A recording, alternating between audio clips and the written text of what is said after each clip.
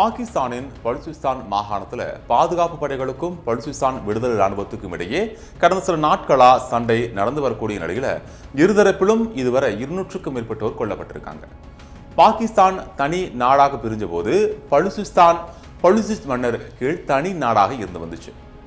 அதன் பின்னர் பாகிஸ்தான் அதனை தன்னோட இணைச்சுக்கிச்சு. அது முதல் அங்கு அடிக்கடி மோதல் நிலவி வருது. தாதுவளமிக்க பாகிஸ்தானின் தெற்கு மாகாணமான பலுசிஸ்தான் பல ஆண்டுகளாக பிரிவினைவாத கிளர்ச்சியை பாகிஸ்தான் எதிர்கொண்டு வருது. ஆப்கானிஸ்தான் மற்றும் ஈரானை ஒட்டி இருக்கக்கூடிய இந்த மாகாணத்தில் பதற்றம் அதிகரித்து காணப்படுது. இந்த நிலையில பலுசிஸ்தான் விடுதலை ராணுவம் எனும் அமைப்பு பாகிஸ்தான் பாதுகாப்பு படைகளுக்கு எதிராக கடந்த சில நாட்களா சண்டையிட்டு வருது. இந்த தாக்குதலை மனித வெடிகுண்டுகளா மாறிய தற்கொலை படை குழுவினர் புகைப்படங்களை BLA வெளியிட்டிருக்கு. இதன் மூலம் அவர்கள் தங்கள் நடவடிக்கைகளை வெளிப்படையா உலகிற்கு காட்ட முயற்சித்திருக்காங்க. இந்த தாக்குதல்கள் பாகிஸ்தானின் பாதுகாப்பு அமைச்சருக்கு பெரிய சவாலா மாறியிருக்கு. ISI மற்றும் பாதுகாப்பு படையினர் மீது நேரடியா தாக்குதல் நடத்தப்பட்டதாகவும் பலர் உயிரிழந்ததாகவும் கூறப்படுது. பாகிஸ்தான், அமெரிக்கா போன்ற நாடுகள் இந்த அமைப்பை தீவிரவாத அமைப்பா அறிவிச்சிருக்காங்க. பலுசிஸ்தான் விடுதலை ராணுவம் வெளியிட்டிருக்கக்கூடிய அறிக்கையில பலுசிஸ்தான் பல மாவட்டங்களில் தாக்குதல் தொடர்ந்து நடைபெற்று வருது. இந்த தாக்குதல்களை பாகிஸ்தான் பாதுகாப்பு படைகளுக்கு கடுமையான உயிரிழப்புகள் ஏற்பட்டிருக்கு. பாகிஸ்தான் ராணுவம் மற்றும் எல்லை பாதுகாப்பு படையைச் சேர்ந்த 200க்கும் மேற்பட்டோர் கொல்லப்பட்டிருக்காங்க. குறைந்தது 17 பேர் சிறைபிடிக்கப்பட்டிருக்காங்க. கரான், மஸ்தூம், தும்ப், பாஸ்னி உள்ளிட்ட பகுதிகளில் நாங்க நடவடிக்கையை முடுக்கி விட்டுருக்கோம். இவை எங்களின் கட்டுப்பாட்டின் கீழ் கொண்டு வரப்பட்டிருக்குது. தலைநகர் குவெட்டா மற்றும் நோஷ்கியின் சில பகுதிகளில் எங்கள் போராளிகள் இருக்காங்க. அங்கு பாகிஸ்தானின் ராணுவம் விரட்டி எடுக்கப்பட்டிருக்கு அப்படின்னு தெரிவிச்சிருக்காங்க.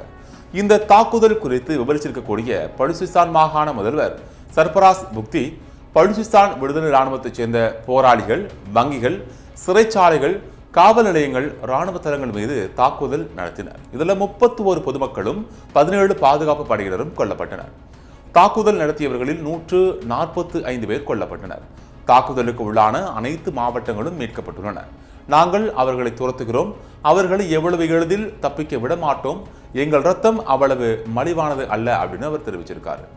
இந்த மோதல் காரணமா பாகிஸ்தானில் கடந்த 2 நாட்களா மொபைல் இணைய சேவை முடக்கப்பட்டிருக்கு.